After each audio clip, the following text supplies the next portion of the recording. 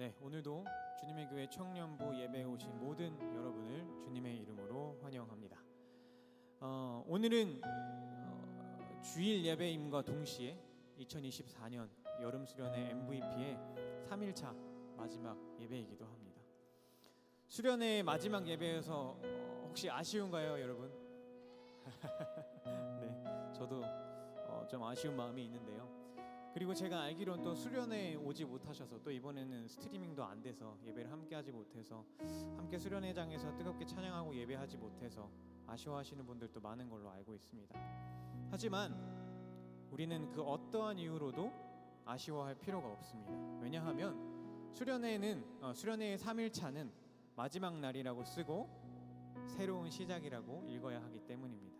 그리고 우리가 수련회장에서 함께 하지 못하신 분들도 하나님께서 오늘 이 예배의 자리 가운데서 동일한 은혜, 아니 갑절의 은혜를 부어주실 것이라 믿기 때문입니다.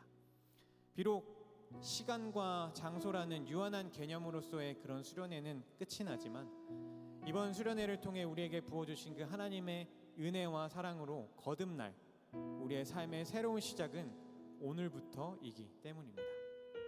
우리 이 시간 가능하신 분들은 함께 일어나셔서 찬양하실 때 이러한 마음으로 함께 찬양하셨으면 좋겠습니다. 이 시간에 임하는 우리의 마음가짐이 수련회를 끝내는 마지막 찬양으로서 혹은 마지막 예배로서의 마음가짐이 아닌 이 시간이 수련회를 통해 거듭난 우리의 삶, 바로 웨이브 메이커로서의 또 다른 첫 발걸음을 내딛는 시작의 시간이라는 마음가짐이었으면 좋겠습니다. 그리고 그 시작의 마음에 거듭난 우리의 삶에 함께 동행하실 그 전능하신 하나님을 의지하는 믿음을 좀 더해봅시다. 힘있고 능 있는 못할 일 전혀 없으신 그 주님을 우리의 삶의 자리 가운데로 초대하고 맞이하여서 우리의 삶에 마라나타 하셔서 우리의 삶에 하나님의 그 뜻을 이루어 가실 주님을 기대하는 마음으로, 믿는 마음으로 우리 함께 찬양하며 나아갑시다.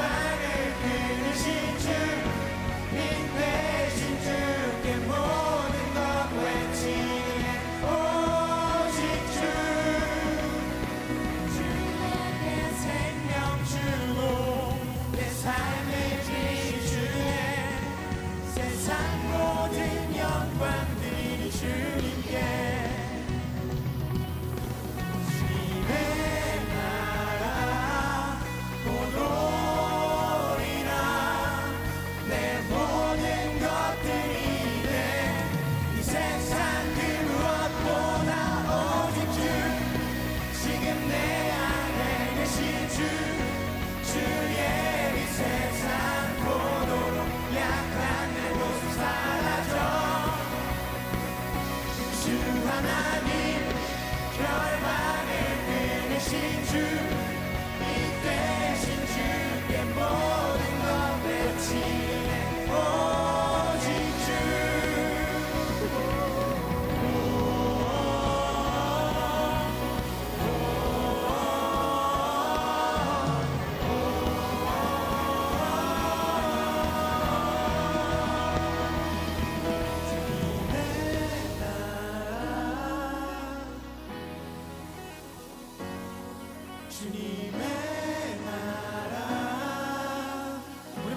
주님의 나라를 선포합시다.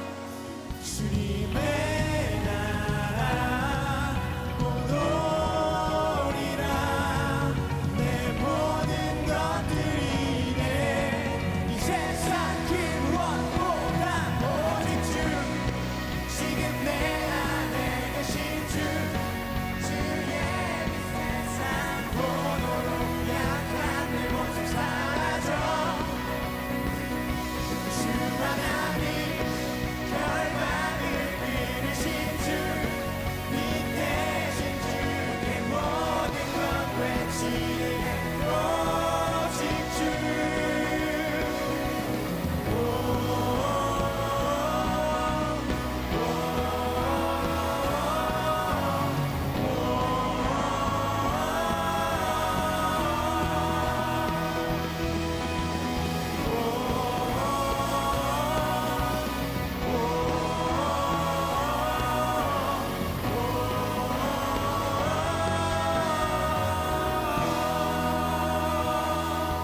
우리가 믿으신 주님을 찬양합니다. 할렐루야.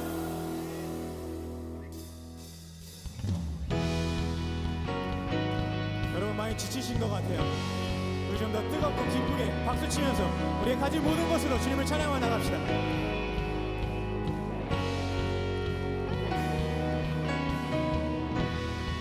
나의 하나님은 크고 강하시. 힘과 권능으로 능치 못하겠네. 산과 들과 골짜 모두 주의 것. 저 하늘의 별들 다 주님의 솜씨. 연약한 내 영혼은 주를 의지해. 지신하신 주님을 신뢰해. 하나님은 있고 늘 있어 못할 일 전혀 없네. 내 하나님은 크고 힘 있고 늘 있어 못할 일 전혀 없네. 박수.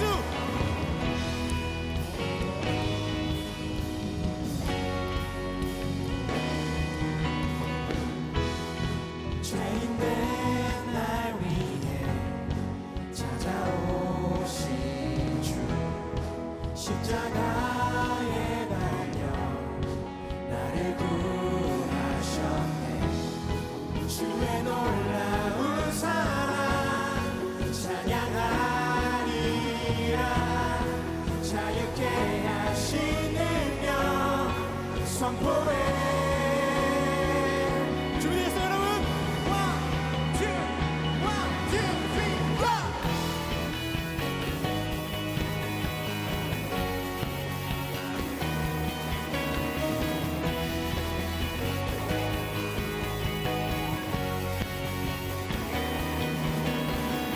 하나님은 크고 힘 있고 늘 있어 못할 일 전혀 없네. 내 하나님은 크고 힘 있고 늘 있어 못할 일 전혀 없네. 내 하나님은 크고 힘 있고 늘 있어 못할 일 전혀 없네.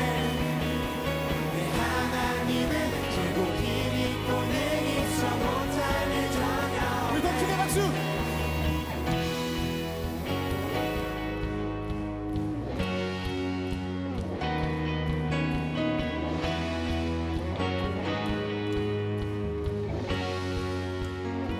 마음의 고백을 담아 찬양합시다. 연약한 내 영혼은 주를 의지해.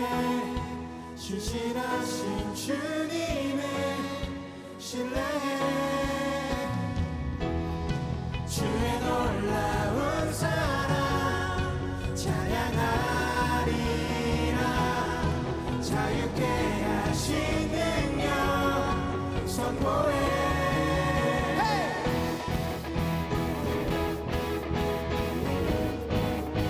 우리 시간 우리 가진 모든 것으로 지금부터 우리와 함께 하실 그 주님을 기뻐하며 찬양합시다. One, two, three, go!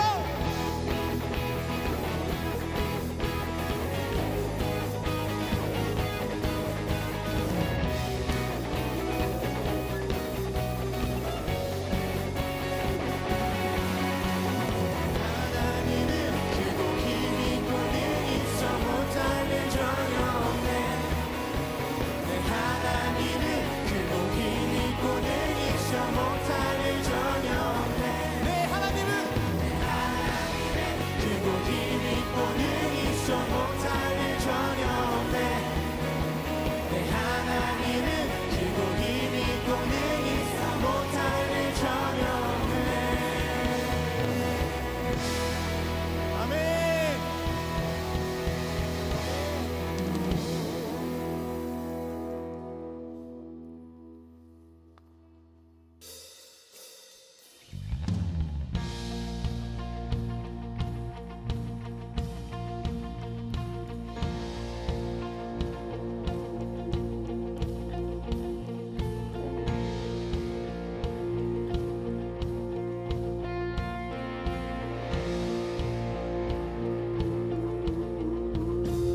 주님을 맞이하며 찬양을 드리네 우리 주님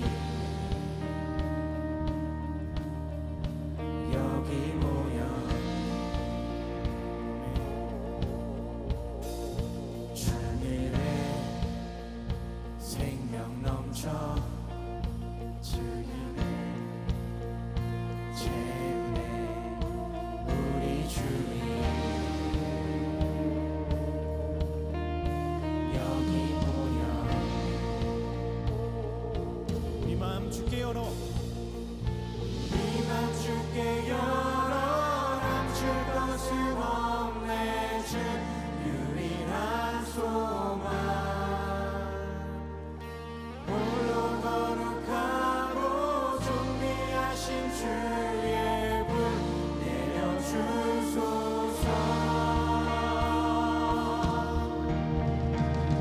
소리쳐 찬양하네 주 이름 선포해 우리 주 위에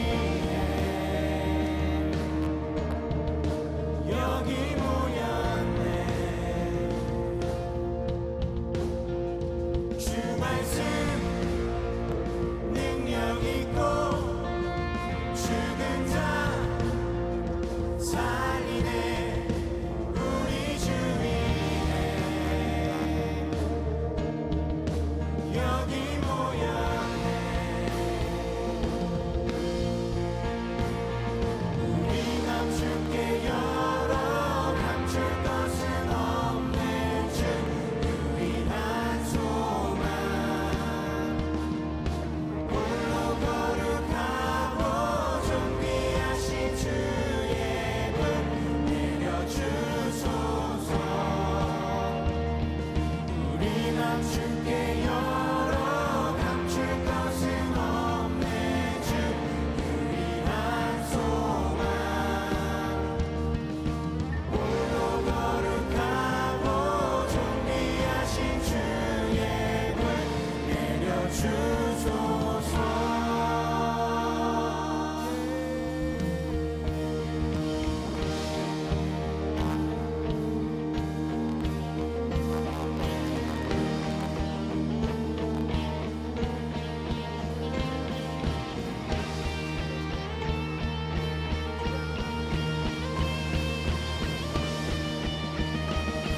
주님을 찬양해 주님을 찬양해 주님을 맞이해 선명한 사랑에 주 여기 오소서 모든 영혼 깨어 주님을 찬양해 선명한 사랑에 주 여기 오소서 주님을 찬양해 주님을 맞이해 전능한 사랑에 주 여기 오소서 모든 영혼 깨어 주님을 찬양해 전능한 사랑에 주 여기 오소서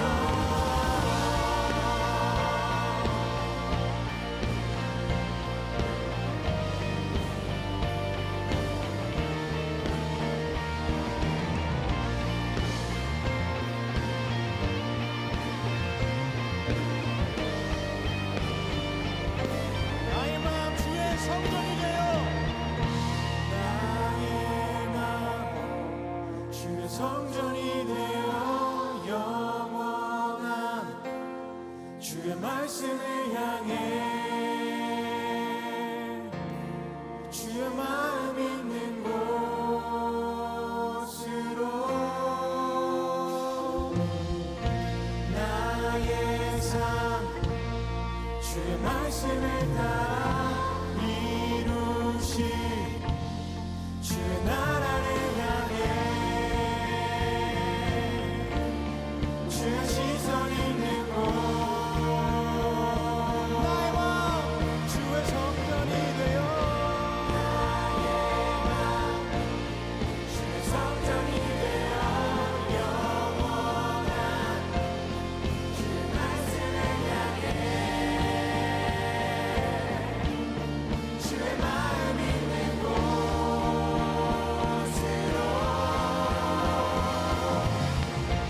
나의 삶 주의 말씀을 따라 이루신 주의 나라를 향해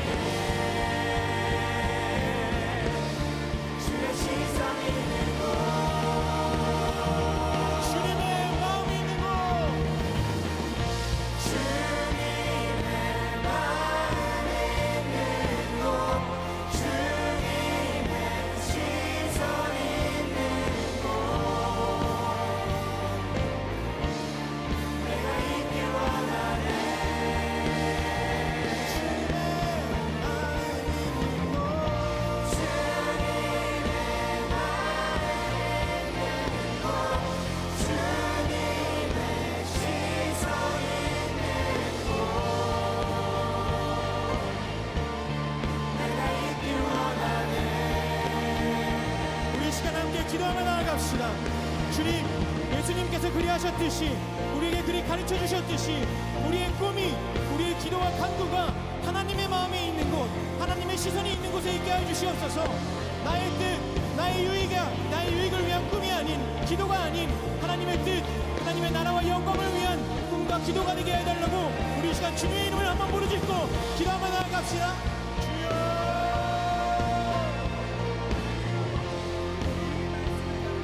주님 아버지 이 시간 우리가 주님 앞에 간절히 원하는 것은 우리의 꿈과 우리의 기도가 주님의 마음이 있는 곳 주님의 시선이 있는 곳에 있기를 원합니다. 주님께서 시간을 뚫고 이 땅에 오셔서 우리에게 직접 보이시고 가르치신 것 같이 우리도 하나님 나라의 하나님의 꿈이 나의 꿈이 되고 우리의 모든 기도와 간구가 하나님 보시기에 합당한 것들이 되게 하여 주시옵소서. 하나님의 나라와 영광을 위한 것 하나님의 뜻이 이 땅 가운데 이루어지기 위한 것들이 되게 하여 주시옵소서. 그렇게 하루하루 한 걸음 한 걸음 예수 그리스도의 꿈과 기도를 닮아가는 우리 주님의 교회 청년들이 되게 하여 주시옵소서.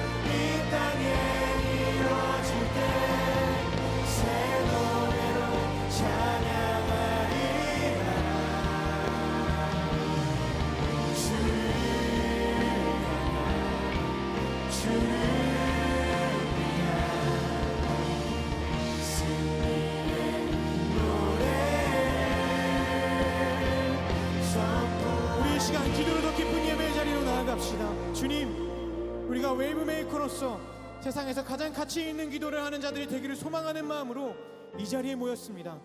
이 시간 우리의 귀를 열어주시고 우리의 마음밭을 준비시켜 주셔서 예배의 시간 속에 선포되어지는 그 주님의 말씀이 우리의 마음에 뿌리를 내리고 꽃을 피우고 열매를 맺어 우리의 삶을 그리스도인의 향기를 내고 하나님의 영광을 나타내는 삶으로 변화시키는 그 귀한 예배의 시간이 되게 하여 달라고 우리의 마음을 모아서 우리의 주님의 이름을 다시 한번 부르짖고 우리 기도하며 나아갑시다. 주여,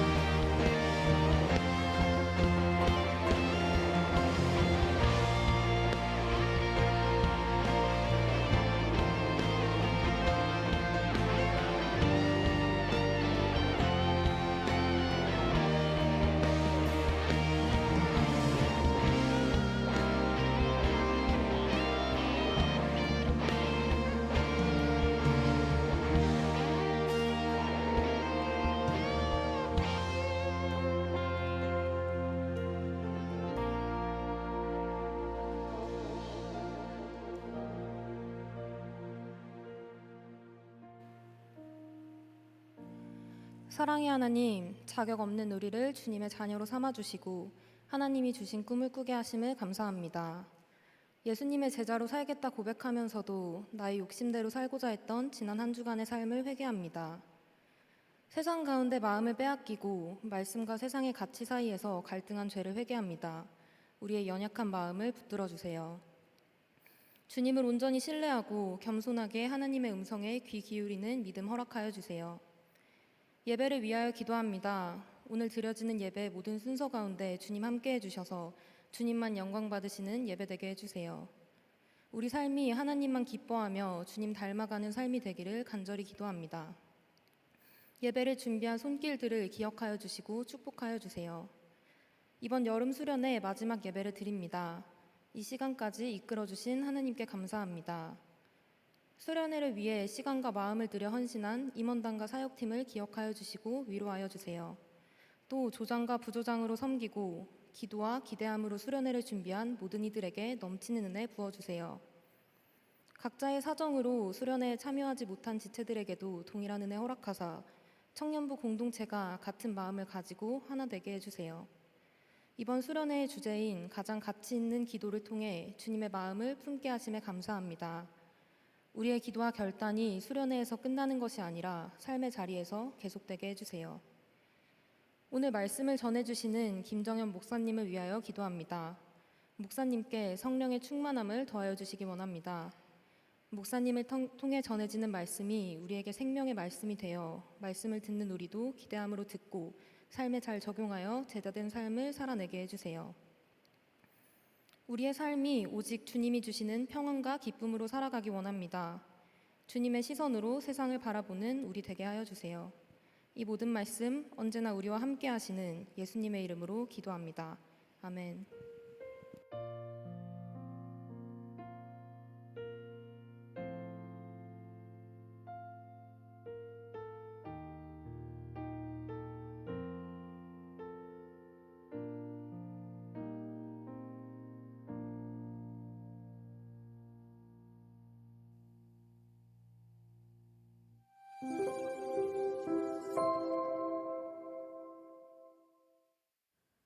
(8월 25일) 청년부 광고 안내드립니다.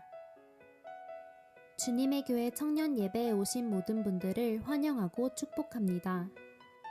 새가족 등록은 예배 전후 3층 로비 새가족 데스크에서 가능합니다.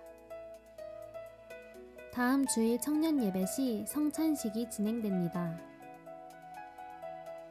새가족 안내드립니다. 32기 안찬혁 형제가 등록을 했습니다. 청년부 공동체에서 함께하게 될 형제님을 환영합니다. 24년 하반기 셀 모임 안내드립니다. 24년 하반기 셀 모임이 다음 주일부터 시작되며 기간은 9월 1일부터 12월 15일입니다. LT 안내드립니다. 8월 31일 토요일 지하 1층 사랑나무실에서 진행되며 대상은 코셀리더 및 셀리더입니다. 사사기 특강 안내드립니다. 9월 5일, 12일, 19일 매주 목요일 오후 7시 30분부터 9시 30분까지 5층 제1집회실에서 진행되며 QR을 통해 신청하실 수 있습니다. 관련 문의는 조수희 전도사님께 해주세요. 큐티책 주님과 함께 9월호 배부 안내드립니다. 8월 25일 청년부 예배 전후 3층 로비에서 현장 수령하실 수 있으며 우편 신청은 이충만 목사님께 해주세요. 여기까지 8월 25일 청년부 광고였습니다. 무더운 8월을 보내며 수련회 가운데 받은 은혜를 기억하며 살아가는 한 주 보내시기 바랍니다. 사랑합니다. 축복합니다. 감사합니다.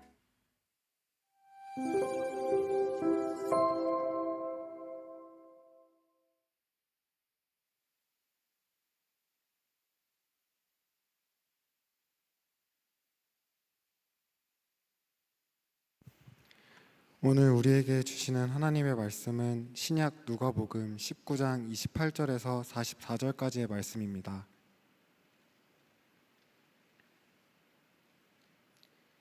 이제 거룩하신 하나님의 말씀을 봉독할 때 모두 자리에서 일어나 합독하시겠습니다. 예수께서 이 말씀을 하시고 예루살렘을 향하여 앞서서 가시더라. 감람원이라 불리는 산 쪽에 있는 벳바게와 베다니에 가까이 가셨을 때 제자 중 둘을 보내시며 이르시되 너희는 맞은편 마을로 가라. 그리로 들어가면 아직 아무도 타 보지 않은 나귀 새끼가 매어 있는 것을 보리니 풀어 끌고 오라.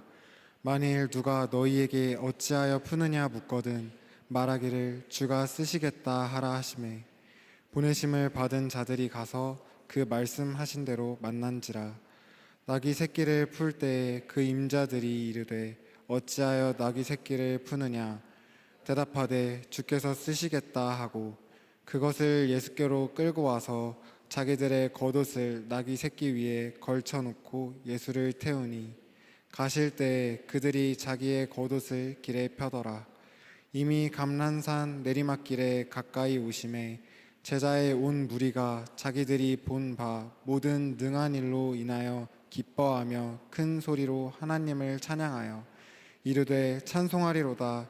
주의 이름으로 오시는 왕이여 하늘에는 평화요 가장 높은 곳에는 영광이로다 하니 무리 중 어떤 바리새인들이 말하되 선생이여 당신의 제자들을 책망하소서 하거늘 대답하여 이르시되 내가 너희에게 말하노니 만일 이 사람들이 침묵하면 돌들이 소리 지르리라 하시니라. 가까이 오사 성을 보시고 우시며 이르시되 너도 오늘 평화에 관한 일을 알았더라면 좋을 뻔하였거니와 지금 내 눈에 삼겨졌도다. 날이 이를지라 내 원수들이 토둔을 쌓고 너를 둘러 사면으로 가두고 또 너와 및 그 가운데 있는 내 자식들을 땅에 메어치며 돌 하나도 돌 위에 남기지 아니하리니 이는 내가 보살핌 받는 날을 알지 못함을 인함이니라. 이것은 하나님의 말씀입니다.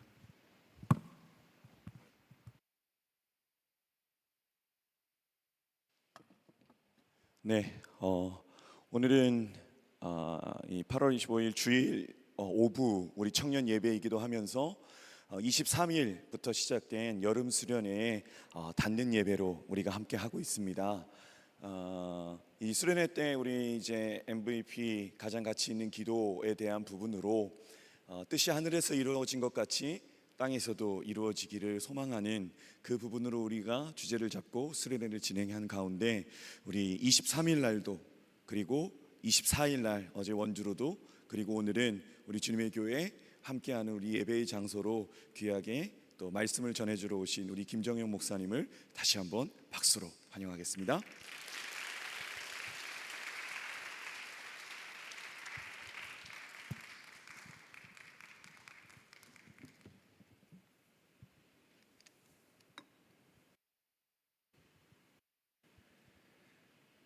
안녕하세요. 여기는 또 공간이 달라져서 되게 낯서네요. 또 이게 비어 있으니까 좀 괜찮죠? 제가 옷을 잘 입고 왔는지 잘 모르겠는데 반갑습니다. 네, 어제 그리고 그제에 이어서 예수님의 기도를 중심으로 기도에 대해서 우리가 함께 이야기 나누고 있는데요.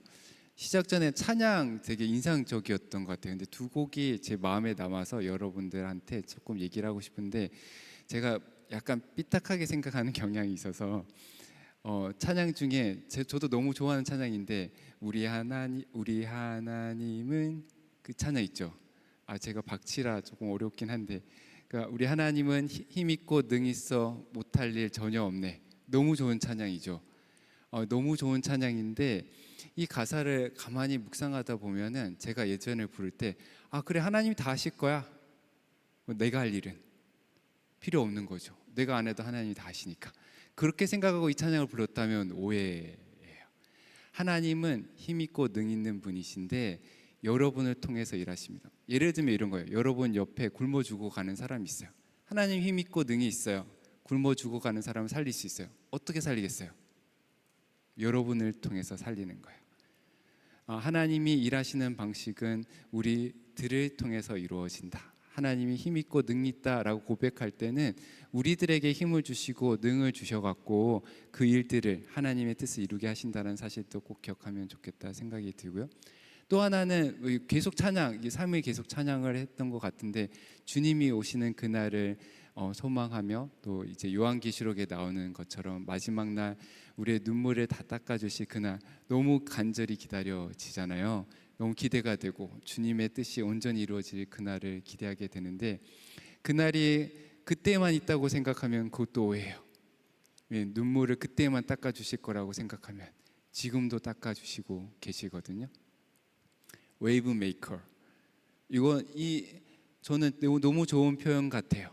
하나님이 힘이 있어서 여러분을 이렇게 만들어 주시는 거예요. 지금 여러분이 일하도록.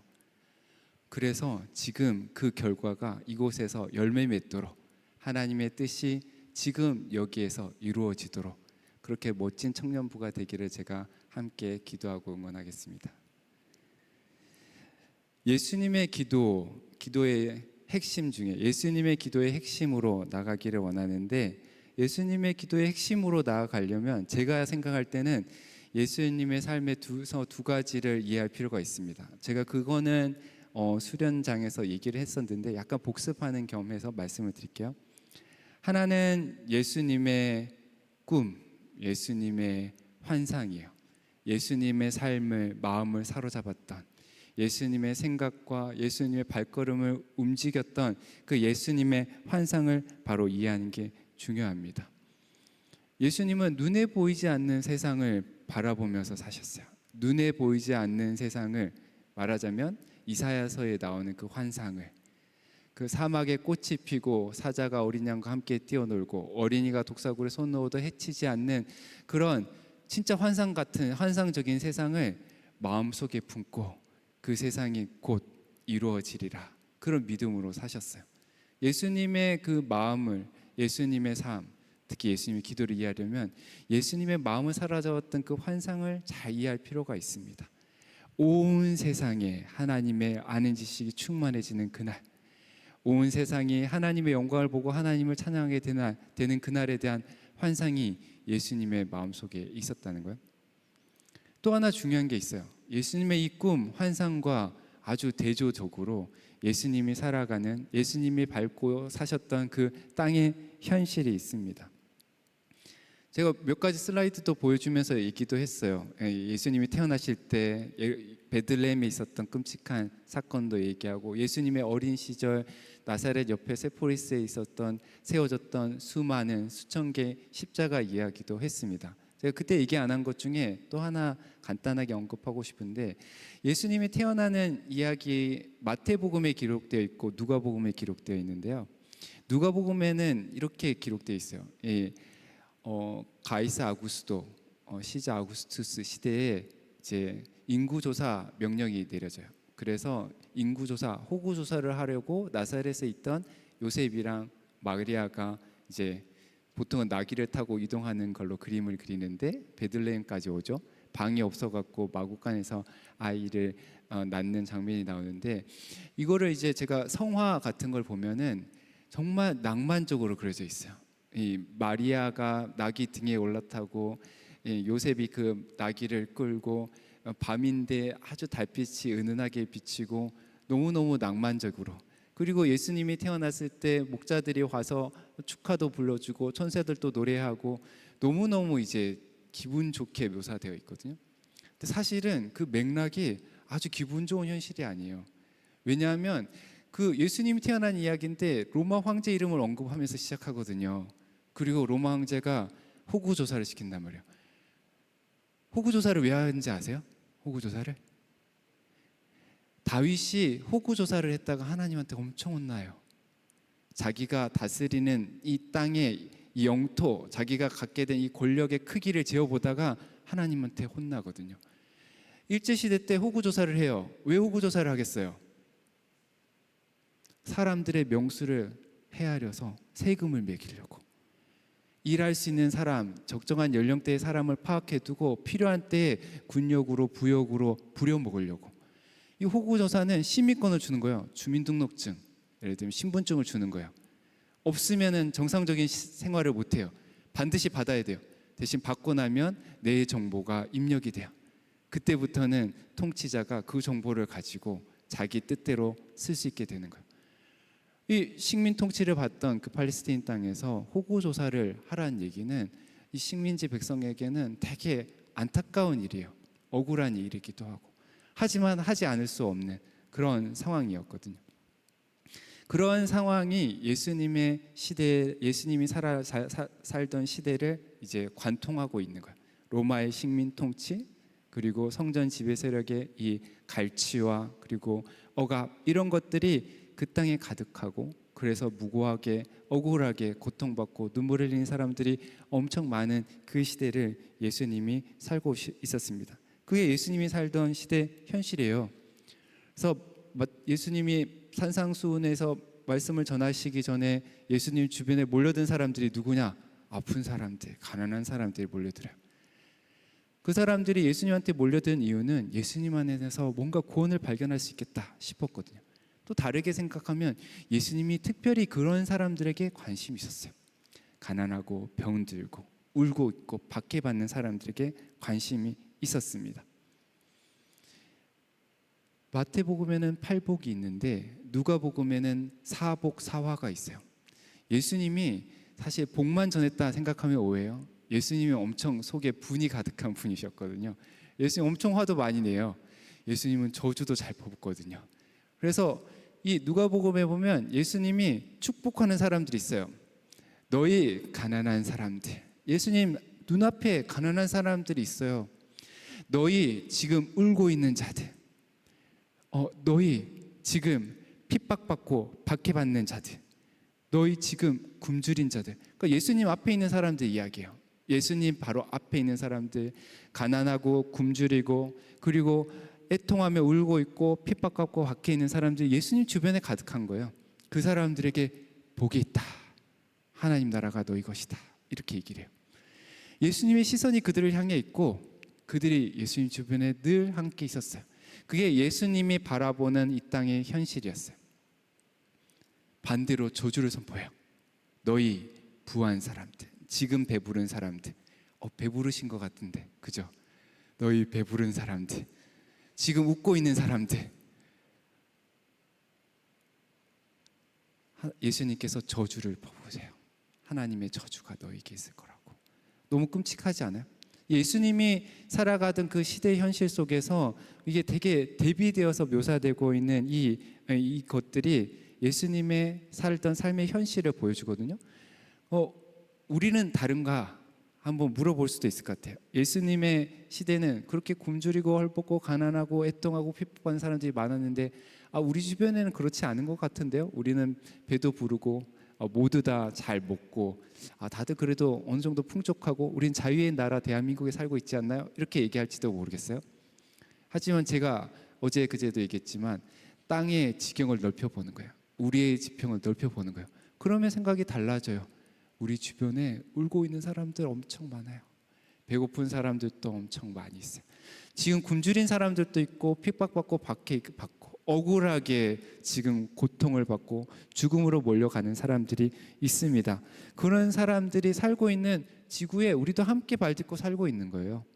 하나님이 창조하신 이 세계, 우리가 함께 발딛고 있는 이 세계에 그러한 끔찍한 현실이 있다는 사실을 시야에서 놓치지 않는 것, 그게 예수님의 기도를 이해하고 또 닮아가는 한 방법이라고 생각이 듭니다. 두 가지를 얘기 드렸어요. 한편에는 예수님의 꿈, 환상이 있고 다른 한편에는 땅의 현실이 있어요. 근데 이 꿈과 현실 사이의 거리가 너무 먼 거예요. 괴리가 돼. 차라리 몰랐으면 좋았을 걸, 이런 생각이 들 수도 있어요. 예를 들면은 하나님 나라 복음, 차라리 몰랐으면, 하나님 나라가 올 거라는 걸, 가까이 있다는 걸, 지금 경험할 수 있다는 걸 몰랐다면 그냥 좋았을 텐데, 이런 생각을 할 수도 있어요. 이 맛있는 음식, 정말 맛있는 음식을 먹고 나면 다른 게 별로 맛없어 보이잖아요. 먹고 싶지 않은 것처럼. 정말 멋진 광경을 한번 보고 나면 다른 광경이 눈에 안 차는 것처럼, 정말 멋진 사람을 보고 나면 다른 사람들이 더 이상 마음에 합하지 않는 것처럼, 그런 거 비슷한 거예요. 너무 멋진 세계, 너무 멋진 삶을 한번 봤어요. 복음을 통해서. 그리고 경험을 했어. 하나님 나라를 내가 언뜻 미리 맛보는 경험을 했어. 너무 좋은 거예요. 너무 감격스러운 거예요. 근데 그 다음부터 삶은 엄청 피폐해져요. 왜냐하면 그 삶이 지속되지 않거든요. 그 세상이 영속적이지 않거든요. 너무 좋은 걸 맛보고 나니까 그 다음부터는 모든 게 불만족스러운 거예요. 이 땅의 현실 가운데 살아가다 보면 이 꿈과 현실의 괴리, 이 괴리가 우리가 경험하는 현실인데요. 이때 두 가지 좀 부정적인 태도가 가능해요. 하나는 현실을 도피하는 거야. 아, 현실을 몰라.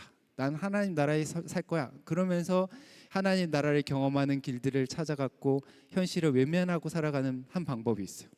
또 하나는 꿈을 포기하는 거야. 아, 그건 불가능해. 아니, 그건 먼 미래에나 죽어서나 가능한 거야. 그때까지는 그냥 현실 속에서 살아야지. 이 현실이 바뀌겠어? 또 다른 세상에 어떻게 가능하겠어? 그래서 현실과 타협하는 삶이 가능합니다. 이 현실을 도피하거나 현실과 타협하는 이 길, 그게 우리 보통 소시민들이 선택하는 길이죠. 근데 예수님은 다른 길을 선택했어요. 예수님은 꿈과 현실의 거리가 너무 떨어져 있고 그게 모순되는 그 한가운데 자리를 하셨어요. 그렇게 되면 어떤 일이 생기느냐? 화가 나요. 그냥 화가 나요. 아니, 어떻게 현실이 이럴 수 있지? 아니, 하나님이 꿈꾸시는 세상이 있는데, 하나님이 능력이 있는데 어떻게 세상이 이런 거야? 이런 거예요. 영화 변호인에 보면은 어떤 한 학생이, 선량한 한 학생이 공권력에 의해서 유린되는 상황을 몰랐으면 그냥 평범하게 변호사로 행복하게 살았을 텐데 알고 나니까 눈이 뒤집혀서 삶이 바뀌게 되잖아요. 그런 것처럼 분노하게 되는 거예요. 근데 그 분노의 이면에 그게 조금 지속되다 보면 또 다른 감정을 느끼게 되는데 뭐냐면 슬퍼요. 탄식하게 되고 애통하게 돼요. 하나님 살아 계시잖아요. 하나님 안 계세요? 살아 계시잖아요. 하나님 역사하시잖아요. 하나님이 능력 있다고, 또 하나님 나라 가까워왔다고 약속하셨잖아요. 말씀하셨잖아요. 그런데 왜 우리가 사는 세상은 이래요? 그런데 왜 내가 사는 삶은 이래요? 탄식하고 애통하는 그런 삶이 시작되는 거예요. 꿈과 현실을 두 가지를 다 붙잡는 사람에게는 이 눈물, 탄식, 애통이 그 신앙의 출발점에 있게 됩니다. 저는 여기가 그리스도인이 설 자리라고 생각해요. 한편에서는 꿈을 붙잡고 소망하며 그 나라가 속히 오기를 기도하고, 다른 한편으로는 이 땅의 현실을 보며 그 하나님 나라의 꿈과 너무 다른 이 현실을 보며 탄식하고 애통하고 분노하는 것, 이 현실을 가지고 하나님 앞에 가져가는 사람, 그렇게 중보하는 사람, 그 하나님 나라의 꿈을 가지고 이 세상에 전하고 소망을 불어넣는 사람, 그렇게 꿈과 현실 사이에 가교 역할을 하는 사람이 바로 그리스도인이다 라고 말씀드릴 수 있습니다. 그렇게 살다 보면 또 하나 중요한 결과가 있는데, 예수님을 따라 십자가의 길을 걸어가게 돼요. 이건 원하지 않아요. 이건 저도 원하지 않고 정말 선택하고 싶지 않지만 꿈과 현실을 진지하게 붙잡고 살다 보면 그러면 십자가의 길이 어느덧 내 앞에 와 있는 걸 보게 될 수도 있습니다. 제가 마틴 루터킹 주니어 목사님 얘기를 드렸죠. 마틴 루터킹 주니어 목사님이 나는 꿈이 있습니다. 정말 멋진 꿈 이야기를 했어요. 그 꿈을 좋아하지 않는 사람들도 있다고 얘기를 드렸어요. 그죠? 그래서 그 사람들 어떻게 해요? 목사님을 죽여요. 마틴 루터킹 주니어 목사님의 마지막 연설이 있어요. 여러분 유튜브에서 찾아볼 수 있습니다. 한번 꼭 보시기를 바랍니다. 마지막 연설에 목청껏 연설을 하십니다. 근데 목사님의 설교문 안에 자기 죽음이 얼마 남지 않았다는 걸 알고 있다는 걸 알 수 있어요. 내가 곧 죽게 되지만 그럼에도 꿈을 선포하는 목사님의 모습을 볼 수 있습니다. 하나님 나라의 꿈을 선포하다 보면 그 꿈을 싫어하는 사람들이 세상에 생각보다 많이 있어요. 그 꿈을 거부하는 사람들이 여러분에게 도전하고 저항하고 힘으로 여러분을 억누르려고 할 겁니다. 그때 여러분이 선택할 수 있는 길, 그냥 꿈을 포기하고 원래의 소시민적인 삶을 살 수도 있어요. 다른 길은 그 꿈을 붙잡고 십자가의 길을 걸어가는 것입니다. 예수님의 눈물은 이런 맥락 속에 자리하고 있어요. 꿈과 현실이 서로 충돌하는 그 지점에 예수님의 눈물이 자리하고 있습니다. 이 예수님의 눈물에 대해서 처음 생각한 건 주님의 교회에서요. 제가 부목사로 사역할 때 고난 주간 예배를 준비하는데 성금요 예배를 준비하다가 제가 임창진 목사님과 함께 이제 기획을 맡아갖고 포스터를 만들다가 눈물이라는 화두가 떠올랐어요. 그래서 예수님의 눈물이라는 화두를 가지고 포스터를 하나 만들고 싶었는데 예수님의 얼굴을 아무리 들여다봐도 이미지를 다 검색해봐도 눈물 흘리는 예수님이 없어요. 여러분들이 예수님이 눈물을 흘리신 걸 알고 있다고 얘기했는데 눈물 흘리시는 예수님의 이미지를 어디서도 찾을 수 없어요. 너무 이상하지 않아요? 그래서 우리 여기 있는 디자인 가사님을 통해서 만들었어요. 예수님 얼굴에다 눈물을 찍어서 이제 예수님의 눈물 포스터를 그때 만들었거든요. 근데 이 예수님의 눈물 이야기는 제가 오늘 말씀 속에서 누가복음 19장에서는 이제 돌아가시기 직전에 눈물을 흘리신 장면이 나오지만 우리가 예수님 삶의 이야기를 들여다보면 태어날 때부터 예수님의 삶에는 눈물이 그득했을 거라고 생각할 수 있어요. 베들레헴 아이들 죽은 이야기를 예수님 들었다면 예수님의 눈에 눈물이 그득하지 않았을까 이런 생각을 할 수 있는 거예요. 세포리스에 세워진 그 수천 개의 십자가를 보면서 예수님의 눈에 눈물이 그득하지 않았을까 이렇게 생각해 볼 수도 있습니다. 이제 본문 이야기를 한번 해볼게요. 이 본문 이야기에 앞서서 이제 가이사랴 빌립보 이야기부터 시작할 수 있는데요. 예수님이 사역이 이제 막바지에 다다를 즈음 가이사랴 빌립보에 갔어요. 권사님 기억나시죠? 가이사랴 빌립보 정말 멋진 곳이에요. 헐몬산에서 내려오는 샘이 터지는 그 팔레스타인에서는 보기 드물게 숲이 울창한 곳이에요. 거기에 만신전이 있는데 거기에서 예수님이 제자들에게 물어요. 사람들이 나를 누구로 아느냐? 그리고 제자들에게 물어요. 너희는 나를 누구로 아느냐? 주는 그리스도시요 살아계신 하나님의 아들이십니다. 그 베드로의 고백을 귀하다 얘기하시고 베드로에게 피터 반석이라는 이름을 지어주신 곳이 바로 거기예요. 그런 다음에 예수님께서 갑자기 이렇게 얘기하세요. 이제 내가 예루살렘으로 돌아가야겠다. 베드로가 발을 붙잡아요. 안 됩니다. 절대 안 됩니다. 사단아 물러가라. 예수님께서 또 저주의 말을 베드로에게 퍼붓습니다.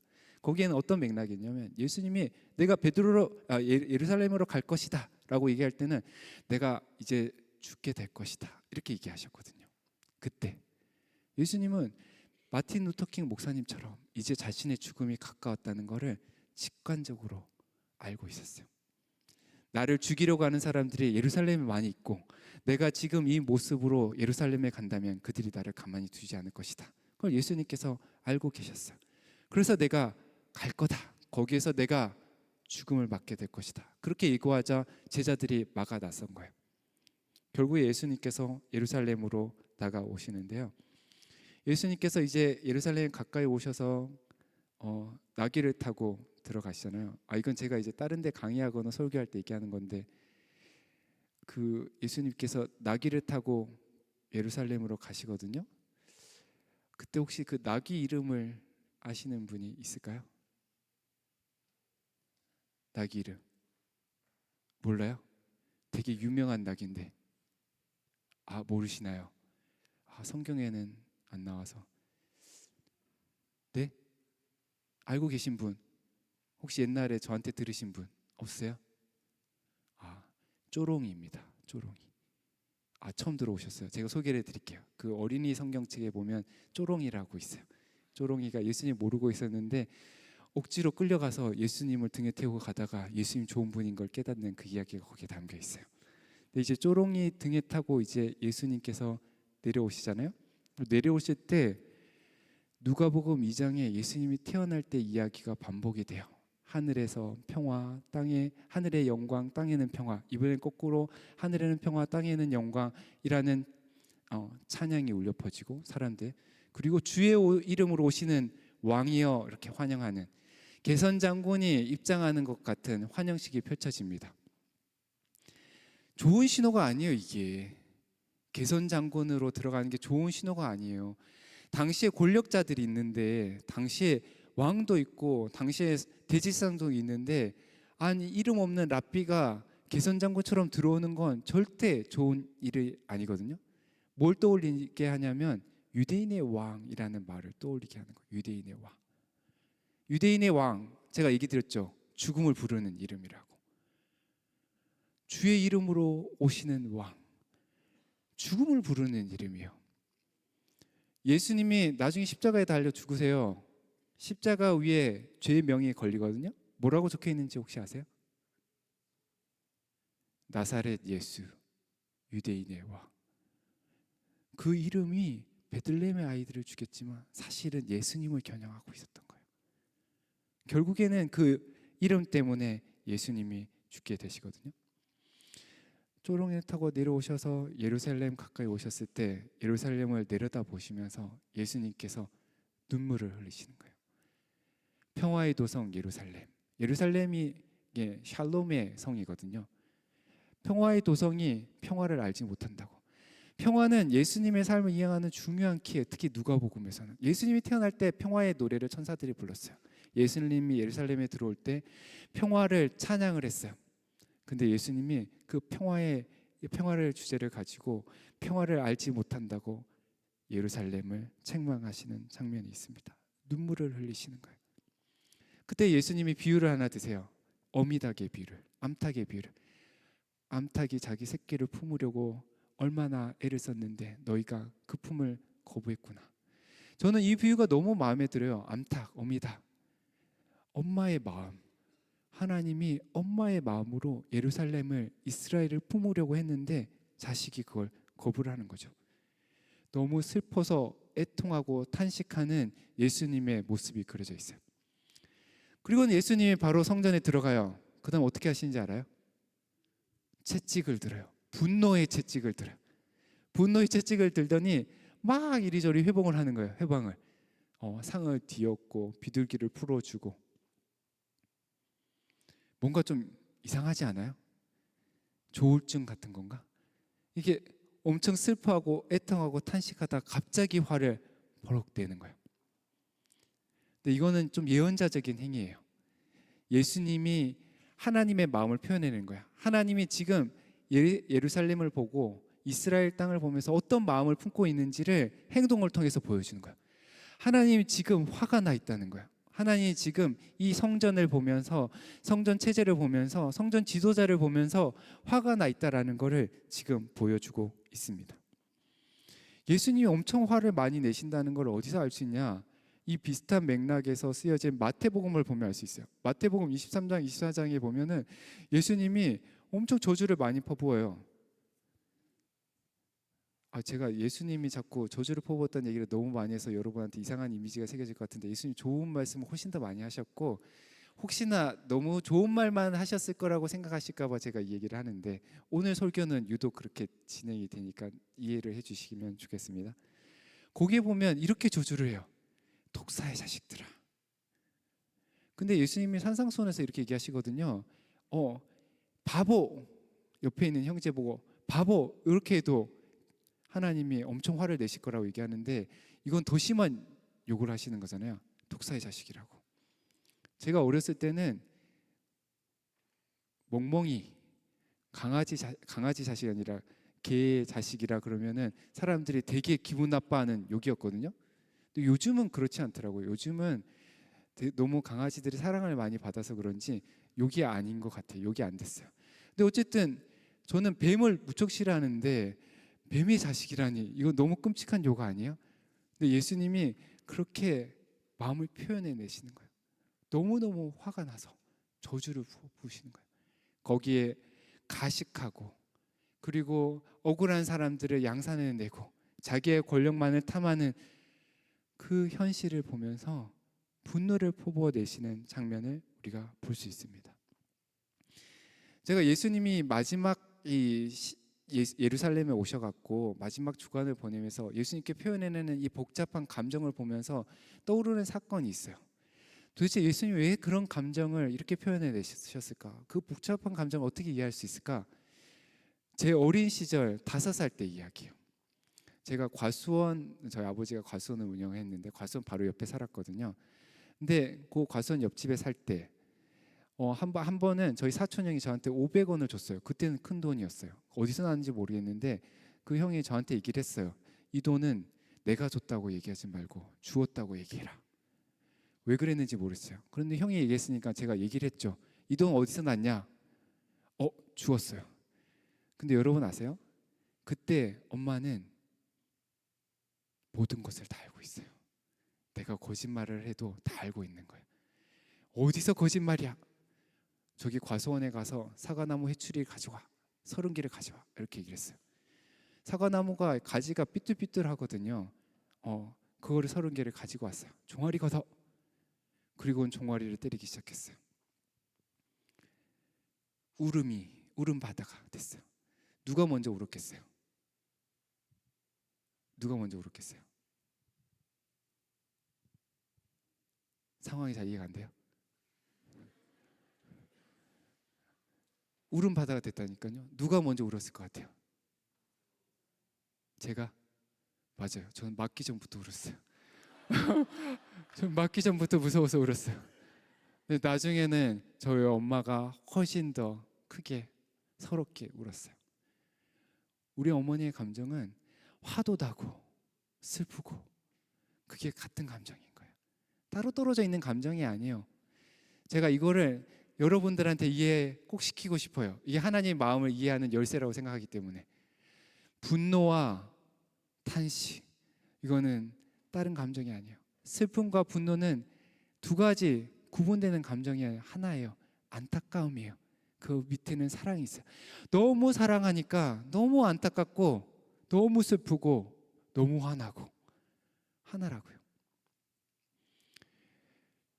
대학 때 복음을 전하다 보면 이렇게 하나님의 감정을 구분해요. 하나님의 성품을. 하나님은 공의롭고 그래서 죄에 대해서는 화를 내고, 하나님은 사랑이 많으시고 그래서 한없이 우리를 사랑하시고, 하나님 우리를 사랑해서 마음껏 품고 싶은데 공의로운 성품 때문에 죄를 그냥 용납할 수 없어서 죄에 대해서 뭔가 대가를 치른 다음에야 우리를 사랑할 수 있다.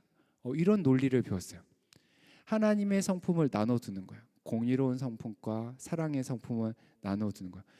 근데 저는 아니라고 생각이 들어요. 이게 좀 조심스럽게 얘기는 하는 거긴 한데, 하나님은 공의롭기는 해요. 근데 그 공의로움은 사랑의 또 다른 표현이에요.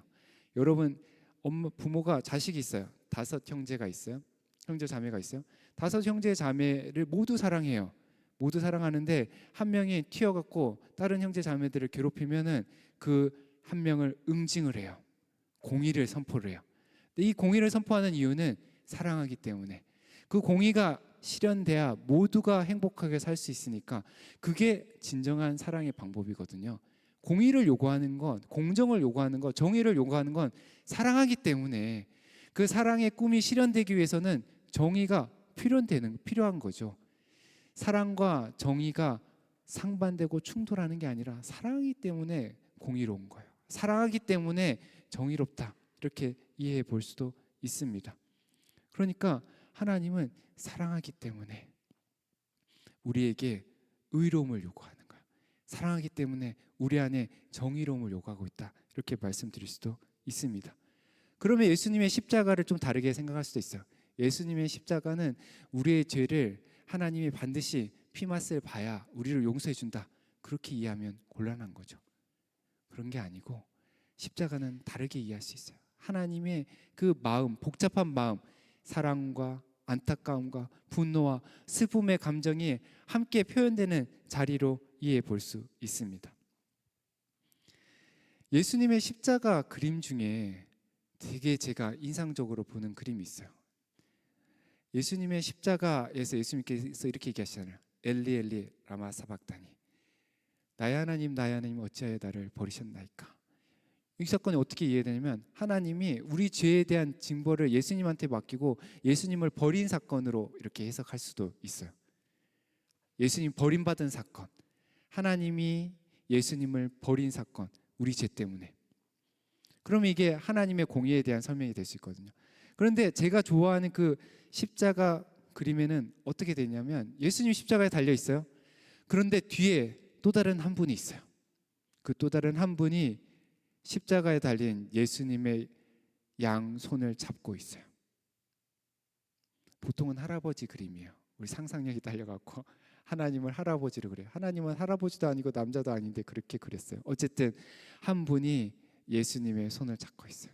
그리고 그 두 분 사이에는 비둘기 한 마리가 날고 있어요. 성령님께서 성부와 성자의 사랑의 끈이 되어 연결하고 계시는 장면이에요. 그 십자가 그림을 머릿속에 한번 그려보세요. 그러면 예수님이 십자가에 달려서 그냥 버림받은 게 아니에요. 하나님이 그냥 버리신 게 아니에요. 하나님이 예수님의 손을 꼭 잡고 계신다니까요. 질문: 십자가에 달린 예수님이 더 아팠을까요? 아니면 십자가에 달린 예수님의 손을 잡고 있는 하나님의 아버지가 더 아팠을까요? 누가 더 아팠을 것 같아요? 크기를 측정할 수가 없어요. 예수님만 아니고 하나님이 고통받으셨어요. 십자가 위에서는 예수님만 아니고 하나님 아버지도 성령님도 함께 고통받으셨어요. 성부, 성자, 성령 세 분 하나님이 함께 십자가의 고통을 감내하셨어요. 왜?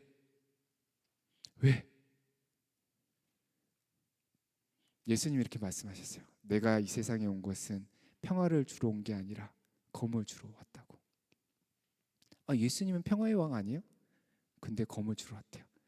근데 제가 생각을 해봤어요. 그 검을 누구한테 주러 왔을까?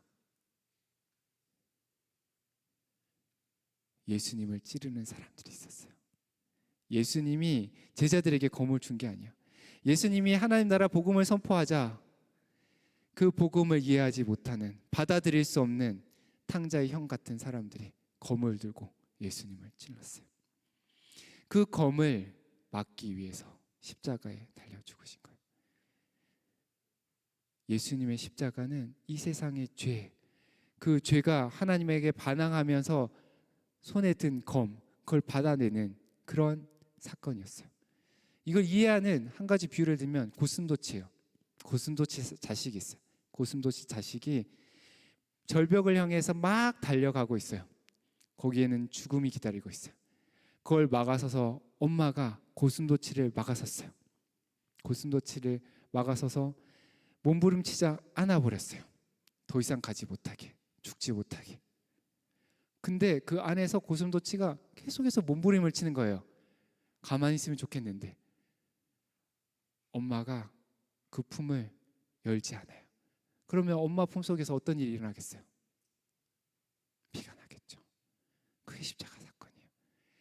우리가 죽음을 향해 내달리고 있는데, 그렇게 막 몸부림치고 있는데 그냥 우리를 안아버렸어요. 죽지 않게. 우리를 살리려고, 이 세상을 살리려고 그냥 안아버렸다고요. 우리가 예수님 믿기도 전에, 우리가 예수님을 알기도 전에 세상 사람들이 예수님을 알지도 못하지만 그들도 살리고자 예수님이 안아버리셨다고요. 그게 십자가 사건이에요. 고린도후서에서 이렇게 얘기해요. 하나님이 그리스도 안에서 세상을 자신과 화해시켰다고. 그렇게 화해시킨 거예요. 그게 십자가 사건이에요. 이 세상, 자신에게 반항하는 이 피조물들 세상을 품으려고, 안으려고, 살리려고 구원하려고 그냥 안아버린 사건, 하나님이 피를 흘리더라도 안아버린 사건이 십자가의 사건입니다. 눈물이 날 수밖에 없죠. 제발 이제 움직이지 말아줘. 제발 내 마음을 이해해줘. 이제는 절벽을 향해 달리지 말고 내 마음을 헤아리고 나와 같이 행복하게 살자. 근데 그 마음을 헤아리지 못하는 고슴도치는 계속 몸부림치는 거예요. 그래도 끝까지 놓지 않는 거예요. 지금도 하나님은 그러고 계십니다. 고린도후서 5장에는 그래서 우리에게 사명을 얘기해요. 하나님이 그리스도의 십자가 안에서 화해를 이루었어요. 끝났나요? 아니요. 일방적인 화해요.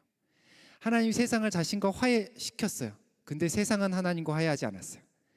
하나님은 세상을 품었지만 세상은 하나님에게 아직 마음을 열지 않았어요.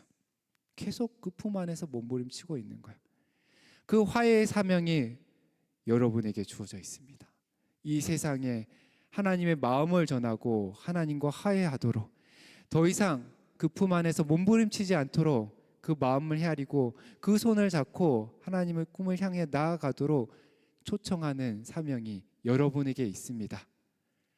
이 화해의 복음을 세상에 전하고 이 세상을 하나님과 화해시키고 그래서 이 세상에 참 평화가 가득하게 만드는 그 사명이 우리에게 주어져 있습니다. 그 사명을 가지고 우리가 이 땅을 살아가야 됩니다. 이제 마무리를 하려고 하는데요. 그 화해의 사명을 가지고 살아갈 때 우리가 어디에 서야 되냐? 다시 오늘 설교 첫 번째 부분, 꿈과 현실이 충돌하는 자리로 가야 돼요. 하나님과 세상이 서로 갈등하는 자리로 우리가 가야 됩니다. 하나님 나라의 꿈, 그 꿈을 꼭 붙잡고 순간순간 날마다 경험하며 그 꿈을 우리 시야에서 흐릿하게 만들면 안 돼요. 그 꿈이 생생하게 살아있도록 만들어야 돼요. 동시에 우리의 한 발을 땅에 내딛고 있어야 돼요. 그 꿈과 너무 거리가 먼 현실, 여러분의 가정만 생각하지 마시고 눈을 크게 떠서 한반도와 지구촌과 사람만 생각하지 말고 신음하며 하나님의 아들들이 딸들이 나타나기를 갈망하고 있는 피조물들, 신음하고 있는 피조물들까지 함께 생각하며 이 땅을 마음에 품는 게 필요해요. 그래서 탄식하고 눈물을 흘리고 애통하는 사람이 되시기를 바랍니다. 이 땅의 현실을 가지고 기도의 자리로 나아가 하나님 불쌍히 여겨주십시오. 긍휼히 여겨주십시오. 속히 와주십시오. 이 땅을 변혁시켜 주십시오. 그 일을 위해 나를 사용해 주십시오 라고 기도할 수 있기를 바랍니다. 하나님 나라 이 복음을 가지고 이 땅에 신음하고 있는 피조물들에게, 사람들에게 하나님 나라가 가까이 왔습니다. 이제 우리가 돌이키면 그 나라를 경험할 수 있습니다. 우리 공동체에 오면 그 나라를 미리 맛볼 수 있습니다 라고 초청하는 그런 화해의 전도자가 될 수 있기를 바랍니다. 그러다 보면 십자가의 길을 걸어갈 수도 있습니다. 여기 계신 목사님들, 장로님들, 리더들에게 도움을 구하시기를 바랍니다. 서로에게 힘이 되어주기를 바랍니다. 혼자서는 가기 힘들지만 우리가 힘이 되면 십자가의 길도 넉넉하게 걸어갈 수 있습니다. 더불어 마지막으로 꿈을 잃지 마시기를 바랍니다. 소망. 결국에는 하나님께서 이루실 거예요. 결국에는 하나님의 뜻이 이루어질 거예요. 결국에는 하나님 나라가 이 땅에 펼쳐질 거예요. 그 소망을 굳게 붙들고 현실과 타협하지도, 현실로부터 도피하지도 않고 현실을 관통해서 하나님의 뜻을 이루는 그런 멋진 삶, 아름다운 사람이 되시기를 축복합니다. 기도하겠습니다. 하나님, 예수님의 아름다운 삶을 묵상해 보았습니다. 꿈과 현실 그 사이에서 눈물을 흘리며 탄식하며 때로는 분노하고 또 안타까워하며 하나님 나라의 의를 갈망하고 부르짖고 외치고 그렇게 십자가의 길을 묵묵히 걸어가셨던 예수님을 기억합니다. 우리에게 예수님의 기도가 우리 기도가 될 수 있는 복을 허락하여 주시옵소서. 예수님의 꿈이 우리의 꿈이 되기를 원합니다. 예수님이 사셨던 그 현실을 우리가 바로 볼 수 있게 하시고 그 현실을 주님께 가져와 중보할 수 있는 주님의 제자들 되게 하여 주시옵소서. 주님 나라가 속히 임하기를 원합니다. 예수님의 이름으로 기도드립니다.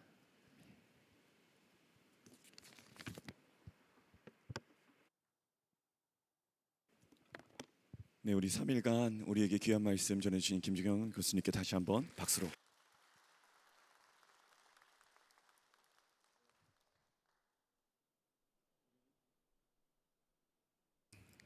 자리에서 다 함께 일어나서 우리 이번 수련회 주제 말씀 그대로의 주기도문을 함께 하나님 앞에 찬양하며 우리의 마음을 드리고 오늘 오후 우리 청년 예배와 2박 3일의 수련회 닫는 예배 하나님 앞에 마치도록 하겠습니다. 함께 찬양하겠습니다.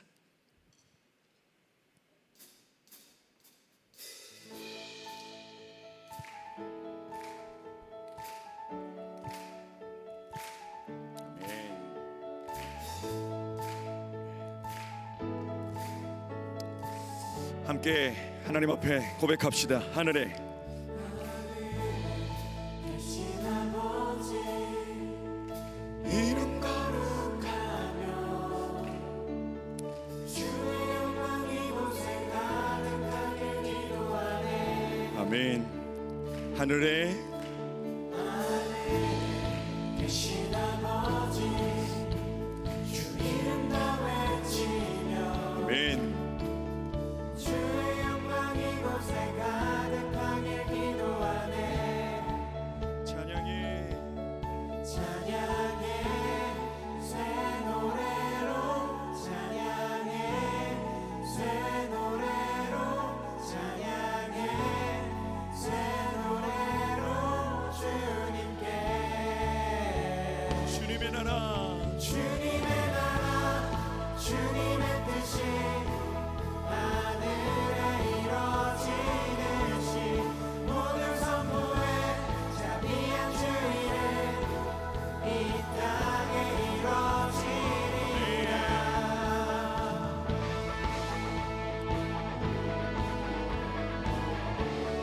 함께합니다. 날마다 일용할 양식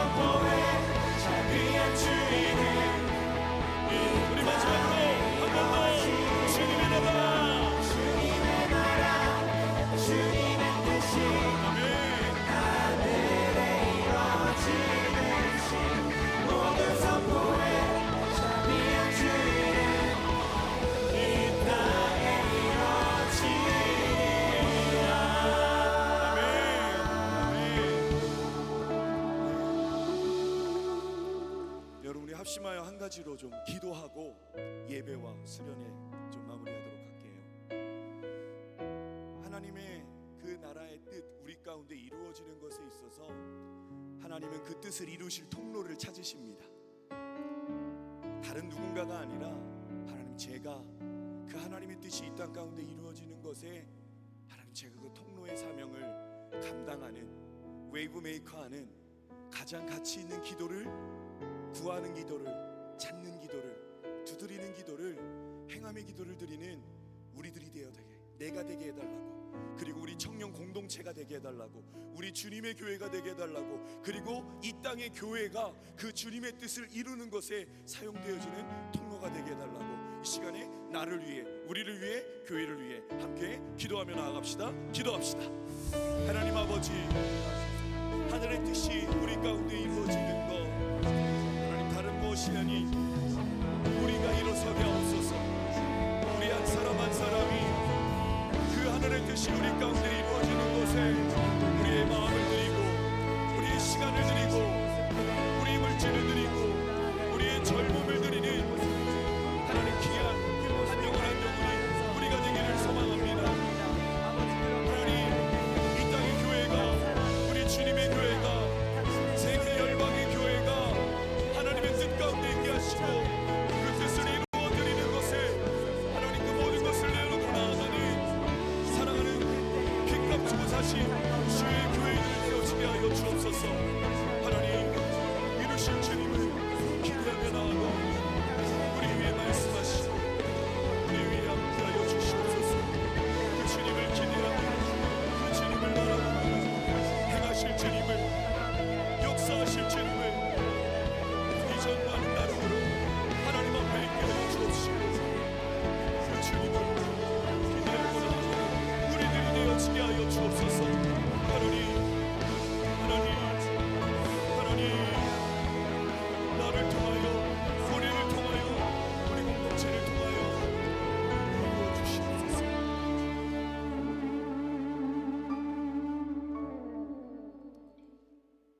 우리와 함께 하시는 하나님을 찬양합니다.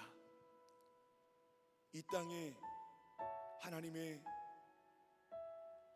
무궁하신 인자와 자비가 넘쳐나는 것, 하나님, 그것이, 그 뜻이 이 땅 가운데 이루어지는 것에 다른 누군가가 아니라 우리의 젊음을 들여 하나님의 뜻을 이루는 것에 나아가는 사랑하는 주의 청년들 될 수 있도록 하나님 함께하여 주시옵소서.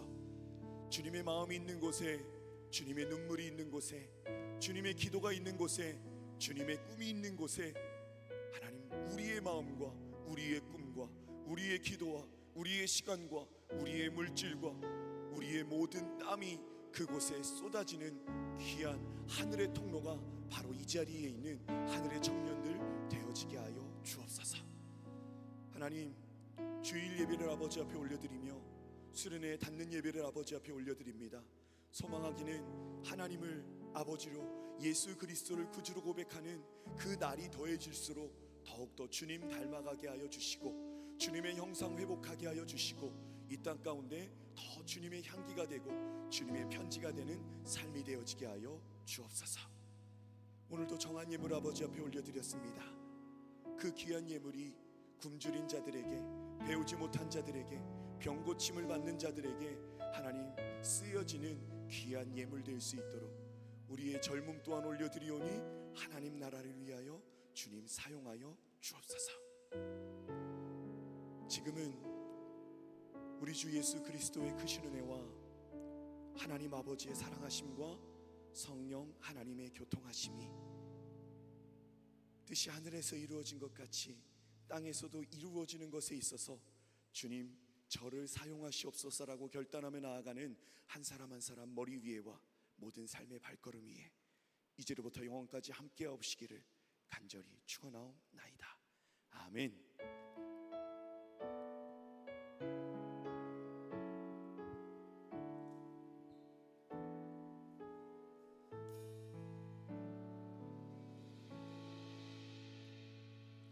네.